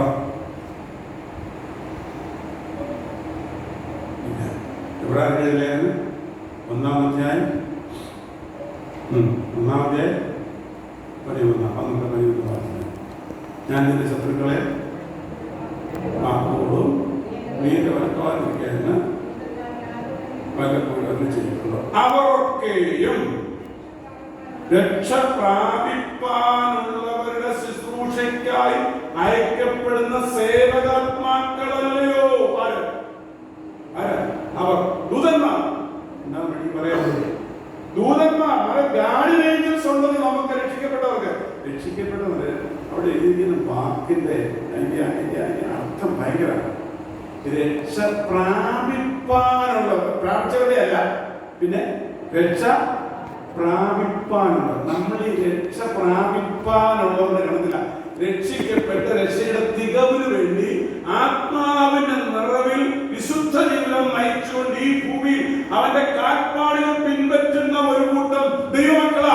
അവരാ വിശുദ്ധിയെ തികച്ച ലോകത്തിൽ ജീവിക്കുന്നത്. ലോകത്തോടും പാപത്തോടും വേർപെട്ടുകൊണ്ട് അവന്റെ കണ്ണുകളിലേക്ക് മാത്രം നോക്കി അവന്റെ അതിരങ്ങളിൽ വീഴുന്നത് കുടിച്ച് ധ്യാനിച്ച് ഭക്ഷിച്ചുകൊണ്ട് ഈ ലോകത്തിൽ മുന്നോട്ട് യാത്രയാവുക. രക്ഷ പ്രാപിപ്പാനുള്ളവരുടെ ശുശ്രൂഷയ്ക്കായി അയക്കപ്പെടുന്ന സേവകാത്മാ. രക്ഷിക്കപ്പെട്ട നാളിൽ നമ്മളെ സ്വർഗത്തിൽ ദൈവം ഗാർഡിയൻ ഏഞ്ചലിനെ, ഇതൊക്കെ ഇല്ലസ്ട്രേറ്റ് ചെയ്യാൻ ഒത്തിരി ചരിത്രത്തിൽ സംഭവങ്ങളുണ്ട്, നടന്നിട്ടുണ്ട്, ഞാൻ കണ്ടിട്ടുണ്ട്. ഗാർഡിയൻ ഏഞ്ചലിനെ നമ്മുടെ സാമ്പത്തിക നോട്ടം എന്നാ ഒന്ന് പറയാം. 1992 ആദ്യം കാലത്ത് 96 നിങ്ങളുടെ നാട്ടിൽ പോയി. ഇപ്പൊ 92 ഖത്തറിൽ പോയി ഒരാഴ്ചത്തെ പരിപാടി. എൻ്റെ കൂടെ ഉണ്ടായിരുന്ന എൻ്റെ സ്നേഹിതൻ്റെ വീട്ടിൽ താമസം. അവരവിടുത്തെ ഹമദ് മെഡിക്കൽ കോർപ്പറേഷനിലെ എക്സ്റേ ടെക്നീഷ്യൻ, പേര് ഞാൻ പറയുന്നത്, അവൻ്റെ ഭാര്യ അവിടുത്തെ സെക്രട്ടറി, അവൻ്റെ വീട്ടിലെ താമസം. കൊച്ചു 2 കുഞ്ഞിലാണ്. ഡ്യൂട്ടി കഴിഞ്ഞ് ഇങ്ങോട്ട് വന്ന് അവിടെ നിന്നുകൊണ്ട് മുഖം ഒന്ന് കഴുകി 2 കഷ്ണം ബ്രെഡ് നിന്നോണ്ട് കടിച്ച് ഇച്ചിരി വെള്ളവും കുടിച്ചേച്ച് അവിടെ ഡ്യൂട്ടി കഴിഞ്ഞ് വരിക. എന്നിട്ട് ഒരെണ്ണത്തിനെ എടുത്ത് അവനും തോളത്തിടും, ഒരെണ്ണത്തിനെ സുസിയും തോളത്താം, പേര് പറയുന്നത് പേര് പറഞ്ഞു അങ്ങോട്ട് അവിടെ തോളത്തിടും. എന്നിട്ട് പോവാ, എന്നെ കൊണ്ട് പോവാ. 250 കിലോമീറ്റർ ദൂരെ ദൂക്കാൻ എന്ന് പറഞ്ഞൊരു സ്ഥലമുണ്ട് ഖത്തർ, അങ്ങേയറ്റം. അതുവരെ നമുക്ക് യാത്ര ചെയ്യും. അപ്പൊ ഈ പോകുന്ന വഴിക്ക് മുള്ളുവേലി ഇട്ടിട്ടുണ്ട്, ഒട്ടകം ഇറങ്ങാതിരിക്കാൻ. അവിടെ ലൈറ്റ് ഒന്നുമില്ല, മരുഭൂമിയിൽ കൂടെ യാത്ര ചെയ്ത് പോവുക. ഒരു ചെറിയ പേടി എനിക്കുണ്ടായിരുന്നു. എന്നോട് പറഞ്ഞു, വേറെ ഒട്ടകം ഇറങ്ങാൻ വഴിയുണ്ട്. മക്കളെ അറിയാം, ഞാൻ ഇവരോടൊക്കെ ചോദിച്ചു, കണ്ടോണ്ടു ഒട്ടകത്തെ എങ്ങനെയാണ് തട്ടിപ്പോയി, ഞാനും കാണത്തില്ല, വണ്ടിയും കാണുന്നില്ല. താങ്കളുടെ വഴിയേ ഒട്ടകം ഇറങ്ങാൻ സാധ്യതയുണ്ട്, വളരെ പ്രാർത്ഥിച്ചോളെ. ഇവിടെ പറയുന്നുണ്ട് ഈ ലൈറ്റ് ഇല്ലാത്ത വന്നപ്പോൾ സ്വതന്ത്രം പറയാനുണ്ട്. സ്വതന്ത്രം പറഞ്ഞു ഇങ്ങനെ പാട്ടും പാടി പ്രാർത്ഥിച്ച് മുന്നോട്ട് പോകും. ഇപ്പൊ ഞാൻ ഫ്രണ്ടിലിരുന്നോണ്ട് കേസായിട്ടാണല്ലോ ഇരുന്ന് കൈയടിച്ച് പാട്ട് പാടി അവനും ഇങ്ങനെ കൈയടിച്ച് പാട്ട് പാടി ഇങ്ങനെ പോവുക. കുറച്ച് കഴിഞ്ഞപ്പോ കർത്താവ് കണ്ണിനെ തുറന്നു. ഈ ഹൈ ബീമിൽ അവന് കാണാം ഒരു സുന്ദരി മാലാഖ മുന്നോട്ട് പോകുന്നു. ബ്രദറെ ഇത് കണ്ടോ? ബ്രദറെ ഇത് കണ്ടോ? ഞാൻ കണ്ടു. ഞാൻ പ്രാർത്ഥിക്കുന്നത് ഞാനിങ്ങനെ കാണുന്നത്. തുറക്ക നോക്ക. ഞാൻ കണ്ടതാ. മുന്നോട്ട് പോവാ. ഈ ഹൈ ബീമിൽ എനിക്ക് കാണാം. മുന്നോട്ട് പോയി വെളിച്ചം ഉള്ളത് വരെ ഞങ്ങളത് കണ്ടു. നിങ്ങൾ പറയാം അവിടുത്തെ പൊടിയാണോ പൊടി എന്തായാലും എനിക്കറിയാൻ വയ്യ എന്താണ്. ഇപ്പോഴും പറയാൻ പറ്റുന്ന ജഗത്തെല്ലാം ഈ കോൾമേൽ പോലെയാണ്. ഇതുപോലെ കണ്ടതാണ്. യെസ്, എനിക്കവിടെ പ്രസംഗിക്കേണ്ടതാ. 8:30 മീറ്റിംഗ്. കാരണം എല്ലാവരും കഴിഞ്ഞ് പറഞ്ഞ 8:30. ആ 8:30 പ്രസംഗിക്കാൻ എന്നെ കൊണ്ടുപോവാ. കൊണ്ടുവന്ന വഴിക്ക് ഈ കണ്ണുകൊണ്ട് അത് കണ്ണുകൊണ്ടായിരിക്കും. ഇപ്പോഴും ഈ കണ്ണിന് വലിയ കുഴപ്പമില്ല, കണ്ണൊക്കെ വെച്ചിരിക്കുന്നത്. സന്തോഷം. ഒരു പ്രാവശ്യം ഞാൻ അങ്ങനെ കണ്ടിട്ടുണ്ട് കേട്ടോ. എല്ലാം പറയണമെന്ന് താല്പര്യം ഉണ്ടെങ്കിൽ ഇപ്പോൾ പറയുന്നില്ല, സമയമില്ലാത്ത. തൻ്റെ ഭക്തന്മാർക്ക് വേണ്ടി അതിനെ രക്ഷിക്കപ്പെടുന്നത് രക്ഷ പ്രാപിക്കാനുള്ളവർക്ക് വേണ്ടി ഗാഡിനെ ഒരുക്കിയിട്ടുണ്ട്. സ്തോത്രം പറ, സന്തോഷിക്കേ. സ്തോത്രം. സ്വർഗത്തിന്റെ പദ്ധതി നിന്നെ കുറിച്ച് അങ്ങനെ കൺമണി പോലെ നിന്നെ നോക്കുക. സ്തോത്രം. കണ്ണിലെ കൃഷ്ണമണി പോലെ നോക്കുകയാ. സ്തോത്രം. ഒന്നും സംഭവിക്കത്തില്ല. കാരണം ഗാഡിനെങ്കിലുണ്ടെന്ന് ഒരു അപ്പോയിന്റ്മെന്റ് ടൈം ഉണ്ട്. അതുവരെ ഒരു ശക്തിക്കും നിന്നോട് ഒന്നും ചെയ്യാൻ പറ്റത്തില്ല. മരണം നീ പേടിച്ചു അവിടെ പറ്റിയല്ല. ഗാഡിനെങ്കിലിന്റെ ചിറയുണ്ട്. 3 കാര്യം പറഞ്ഞില്ലേ? ഇനി പറയല്ലേ? 22 സെക്കൻഡ് വെച്ചാൽ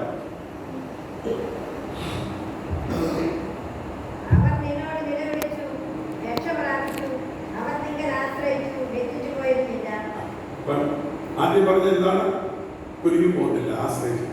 നമ്മുടെ ടെക്സ്റ്റ് തന്നെ സൈനികന്റെ പോവേ ആശ്രയിക്കുന്ന മനുഷ്യൻ എന്താണ് ബാക്കി? 1, ആശ്രയിക്കുന്നവർ കുരുങ്ങിപ്പോകില്ല. 2, ആശ്രയിക്കുന്നവർ പൂർണ്ണ സമാധാനത്തിൽ അകപ്പെടും. 3, ആശ്രയിക്കുന്നവർ വിടുവിക്കപ്പെടും. സ്തോത്രം. തന്നിൽ ആശ്രയിക്കും തന്റെ ഭക്തനെ എവിടെ നിന്നും എപ്പോഴും എങ്ങനെയും വിടുവിപ്പാൻ അവൻ ശക്തൻ തന്നെ. അവൻ എന്റെ പ്രിയൻ, അവനിൽ ഞാൻ ആശ്രയിക്കുന്നു. 4 എന്താണ് വായിച്ചത്? അവർ ഒരിക്കലും ലജ്ജിതരാകില്ല. അവർ ലജ്ജിക്കപ്പെട്ടില്ല. വെറുതെ ദ്രോഹിക്കാൻ ശ്രമിക്കുന്നവർ ലജ്ജിതരാകും. പക്ഷേ നമ്മെ അവൻ ലജ്ജിപ്പിക്കില്ല. ലജ്ജിപ്പിക്കാൻ ശ്രമിക്കുന്ന മിടുക്കന്മാരുടെ കാണും. ഉപദേശിക്കിട്ട് പണി കൊടുക്കാമെന്ന് പറഞ്ഞ് അച്ഛനോടാണ് ഞങ്ങൾക്ക് കുസ്തി. വീടും നാടും വീടും എല്ലാം വിട്ടിട്ട് ഇങ്ങോട്ട് വന്നില്ല. ചോദിക്കാനും പറയാൻ ആരുമില്ല, സഹോദരങ്ങളുമില്ല, വീട്ടുകാരുമില്ല, നാട്ടുകാരുമില്ല. അപ്പൊ ഭരണഘടന 32-ാം വകുപ്പും പിടിച്ചോണ്ട് വന്നേക്കുക വെള്ളം കുടിപ്പിക്കാൻ. നീ സൂക്ഷിച്ചു. കർത്താവിന്റെ അഭിഷക്തനെ നീ അകാരണമായി വേദനിപ്പിച്ചാൽ തിരിച്ചടി വീട്ടിലുണ്ടാവും. മറക്കല്ല കേട്ടോ, അത് മറക്കല്ല. അത് ശാപമായിട്ട് പറയുന്നതല്ല, അത് സത്യമാണ്. തെളിവുണ്ട്, തെളിവൊത്തിരി ഉണ്ട്. ദൈവത്തിന് സ്തോത്രം. ഞങ്ങളുടെ പിതാക്കന്മാർ നിങ്ങൾ ആശ്രയിച്ചു, വിടുവിക്കപ്പെട്ടു. അവർ ലജ്ജിതരാകാൻ സമ്മതിച്ചില്ല. സമ്മതിച്ചു?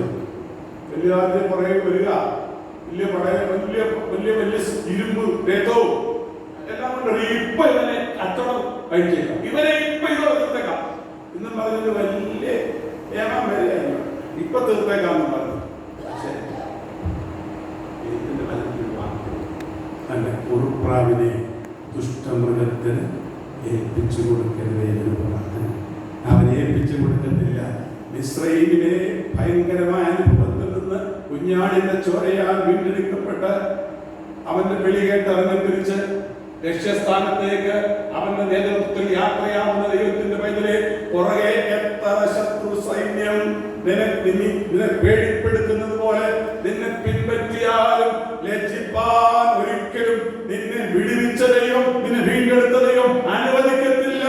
ആ ശത്രുവിന്റെ മുന്നിൽ അവൻ മേശയൊരുക്കുന്നവനാ, വഴി തുറക്കുന്നവനാ, വേർതിരിയാത്ത ചെങ്കടലിനെ വിഭജിക്കുന്നവനാണ്. ലജ്ജിപ്പിക്കത്തില്ല. സ്തോത്രം. ആശ്രയിക്കുന്ന ലജ്ജിപ്പിക്കത്തില്ല. അങ്ങനെ സത്യമാണിത്. എനിക്ക് ഒത്തിരി പറയാനായിട്ട് എനിക്കുണ്ട്. എന്റെ ജീവിതത്തിൽ ഞാൻ കർത്താവിന്റെ പേരിൽ ഇറങ്ങിയിട്ട് 53 വർഷം മേപ്പാടി ഇന്റർമീഡിയറ്റ് എസ്റ്റേറ്റിൽ ഒരു ജോലിക്കാരനായിട്ട് ഔദ്യോഗിക ജീവിതം ആരംഭിച്ച സന്ദർഭത്തിലാണ് എൻ്റെ പ്രിയൻ എന്നെ വിളിച്ചു വേർതിരിച്ചത്. വചനം പ്രസംഗിക്കാൻ നല്ലത് എന്നോടൊന്നും പറഞ്ഞില്ല. അച്ഛനാണെന്ന് പറഞ്ഞില്ല. എൻ്റെ കൂടെ പഠിച്ച പിള്ളേർ പറഞ്ഞു, അമ്പാച്ച ഞങ്ങളെക്കാട്ടി വിളിക്കാൻ അമ്പാച്ചനാണ്, അച്ഛനാണ്. അമ്മ രണ്ടും കൂടെ പറഞ്ഞ അമ്പാച്ചനാണ്. പക്ഷെ എനിക്കതിന് വിളിയില്ല. എനിക്കവിടെ വിളി ആകെയുള്ളൂ കർത്താവിനെ പ്രസംഗിക്കാൻ. 53 വർഷം ഈ പ്രിയനെ ഉയർത്തിക്കാട്ടാൻ കാട്ടിട്ടുണ്ട്. ഒത്തിരി ലജ്ജിപ്പിക്കുന്ന അനുഭവങ്ങളിലൂടെ പോകേണ്ടി വന്നിട്ടുണ്ട്. വേദന വരുമ്പോൾ മുട്ടുമുടക്കി ഉയരങ്ങളിലേക്ക് കണ്ണുകൂടി ഉയർത്തുമ്പോൾ അമ്മയെ ആശ്വസിപ്പിക്കുന്നത് പോലെ ഇറങ്ങി വന്ന് തോളത്ത് തട്ടി അവന്റെ മുദ്ര പാണികളിൽ കൊണ്ട് ആശ്ലേഷിച്ച് ആശ്വസിപ്പിച്ചിത്രത്തോളം കൊണ്ടുവന്ന പൊന്നുനാമത്തിന് നന്ദി പറയുന്നു. ഒരിക്കലും ലജ്ജിപ്പിക്കാൻ അവൻ സമ്മതിക്കുന്ന ദൈവമല്ല, ലജ്ജിപ്പിക്കില്ല. ഒരു പാമ്പ് പിടിച്ചവനവിടെ പ്രാകാരത്തിൽ പ്രാർത്ഥിച്ചുകൊണ്ട് കിടക്കുക. വലിയ പുള്ളി വരുന്നുണ്ട്. പക്ഷേ ഈ ഉള്ളിൽ ജീവനുള്ള ഈ വലിയൊന്നും അത്ര മൈൻഡില്ല. ഞങ്ങളോട് കുഴപ്പം അതാണല്ലോ. ഇച്ചിരി തകക്കനമാണ് പറയുന്നത്. കനവ 13 വയസ്സുകാരനകത്തിരിക്കുമ്പോൾ എങ്ങനെ കനവുണ്ടാകാതിരിക്കും? വീട്ടിൽ ചെന്ന് മുന്നോട്ട് പറഞ്ഞു, ഇനി അവൻ മാത്രം എന്നെ വണങ്ങുന്നില്ല. പറഞ്ഞ അവൻ വിവരമുള്ളവരാണ്. ചില സഹോദരിമാർ പറയുന്നത് എല്ലാം കേൾക്കണ്ട, ചിലതൊക്കെ കേട്ട്. കുഞ്ഞെ നിങ്ങളുടെ കൊച്ചു പറയുന്നത് വല്ലതൊക്കെ കേട്ടോണം, കേട്ടോ, നല്ലതാണ്, ദൈവത്തിൻ്റെ ആലോചന. അത് പറഞ്ഞു, അവൻ യഹൂദനാണ്, നീ അവനെ ജയിക്കത്തില്ലെന്ന് പറഞ്ഞു. നീ അത്ര ഭയങ്കര അവിടെ ചെന്ന് ആലോചന ചോദിച്ചപ്പോൾ നല്ല ആലോചന പറഞ്ഞു കൊടുത്തു. കഴിവുമാരുണ്ടാക്കിയേക്കാൻ പറഞ്ഞു. പുള്ളി വിചാരിച്ച് ഇതോടെ തീർന്നെന്ന്. ആര്? പ്രാകാരത്തിൽ പ്രാർത്ഥിക്കുന്നവന്റെ കഥ ഇതോടെ തീർന്നു. ഇടാ തമ്പുരാനോട് ബന്ധം പുലർത്തി തമ്പുരാന്റെ നിയോഗപ്രകാരം എസ്തേർ പറഞ്ഞിട്ട് അകത്ത് കയറിയില്ല.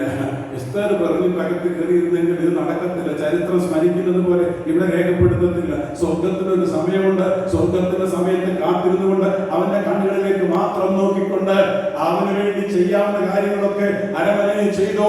അധികം താമസിക്കാതെ സ്വർഗത്തിലെ ദൈവം നിന്നെ മാനിക്കാൻ പോവുകയാണ്. അതുപോലെ ഇറക്കിക്കൊണ്ടെടുത്ത് നിൽക്കാൻ പെർമിഷൻ ചോദിക്കാൻ അങ്ങോട്ട് സംഭവം നിനക്കറിയാമല്ലോ. ആരാ? മൊത്തക്കായി ഹമാൻ സംഭവിച്ചു നമുക്കറിയാമല്ലോ. രാജാവിനെ കൊണ്ട് വിളംബരം പുറപ്പെടുവിച്ചു, ഈ വർഗത്തെ കൊന്നൊടുക്കണമെന്ന്. രാജാവിന്റെ മുദ്ര പോയി അതിന്മേൽ ഒപ്പിടിച്ചു. എന്തിന്? യഹൂദന്മാരെ കൊന്നൊടുക്കാൻ. പക്ഷെ നീ പ്രാർത്ഥിക്കുന്നവനാണെങ്കിൽ സ്തോത്രം, നീ ഒറ്റ ഒരുത്തം പ്രാർത്ഥിക്കുന്നവനായിട്ടുണ്ട് മതി. സ്വർഗത്തിലെ ദൈവം കൽപ്പന, രാജകൽപ്പന തിരുത്താൻ ശക്തനാണ്. രാജാവിന്റെ മുദ്രമോതിരം കൊണ്ട് തീർപ്പ് കൽപ്പിച്ച വിളംബരത്തെ തിരുത്താൻ മറ്റാർക്കും സാധിക്കത്തില്ല. ആര് വിചാരിച്ചാലും പറ്റത്തില്ല. പക്ഷെ നീ പ്രാർത്ഥിക്കുന്നതിന് ദൈവം വിചാരിച്ചാൽ അവനെ കൊണ്ട് പറ്റാത്തതൊന്നുമില്ല. അത് തിരിച്ചറിഞ്ഞു പ്രാർത്ഥിച്ചുകൊണ്ടിരുന്നു. ഉപവാസ വിളംബരം ചെയ്ത് പ്രാർത്ഥിച്ചുകൊണ്ടിരുന്നു. പിന്നെ സംഭവിച്ചതെന്നറിയാം. ഏതൊരു വർഗത്തെ കൊന്നൊടുക്കാൻ ശ്രമിച്ച് മുദ്രമോതിരം കൊണ്ട് രാജാവ് ഒപ്പിട്ടു. അതേ മുദ്രം പ്രാർത്ഥിച്ച മോർദ്ദേഖായിയുടെ മോതിര വിരലിൽ ദൈവം അണിയിച്ചു. സ്തോത്രം. നിന്നെ നിന്ദിക്കുന്നവരുടെ മുമ്പിൽ മാനിക്കുന്ന ഒരു ദൈവമുണ്ട്. സ്തോത്രം. എന്നെ മാനിക്കുന്നവനെ സ്തോത്രം. സഹോദരന്മാരെ, നിങ്ങൾക്ക് 93 വർഷത്തെ പാരമ്പര്യം പറയാനായിട്ട് നല്ലതാണ്. പക്ഷേ ആശ്രയിക്കുന്ന ദൈവവൈതലാണ് ഞാനെന്ന് പറയാൻ ഇന്ന് രാത്രിയിൽ തയ്യാറാണ്. ആരും വേണ്ടി ധൈര്യമായിട്ട് പറയാനാവുമോ? അനുഭവത്തിന്റെ വെളിച്ചത്തിൽ പറയാനാവുമോ? ദൈവത്തിന് സ്തോത്രം. 3 കാര്യങ്ങൾ പറയാൻ ദൈവത്തിന് സ്തോത്രം. സൈനികളെ പോയി ആശ്രയിക്കുന്ന മനുഷ്യൻ ഈ ആശ്രയിക്കുന്നവരുടെ ഭാഗ്യം അനുഭവിക്കുന്ന വ്യക്തികളായി ഈ ദേശത്ത് ശിഷ്ടകാലം കഴിയുവാൻ ദൈവങ്ങളിൽ നമുക്ക് സമർപ്പിക്കാം. സ്തോത്രം. ഞാൻ അതിന് ആഗ്രഹിക്കുന്നത് എത്ര പേർക്ക് പറയാൻ കാര്യങ്ങൾ സ്തോത്രം പറഞ്ഞാൽ ഹല്ലേലൂയ. നമുക്ക് എഴുന്നേറ്റ് നിൽക്കാം. പ്രാരംഭ ദിവസത്തിലൊന്ന് എഴുന്നേറ്റ് നിൽക്കാം. എഴുന്നേറ്റ് നിന്നുകൊണ്ട് നമുക്ക് പാടാം മക്കളെ. സൗഭാഗ്യം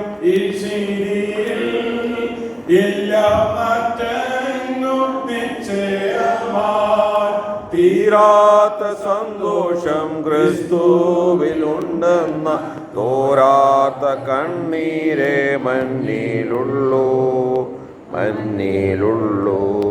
തീരാത്ത സന്തോഷം ക്രിസ്തുവിലുണ്ടെന്ന തോരാത്ത കണ്ണീരെ മഞ്ഞിലുള്ളൂ.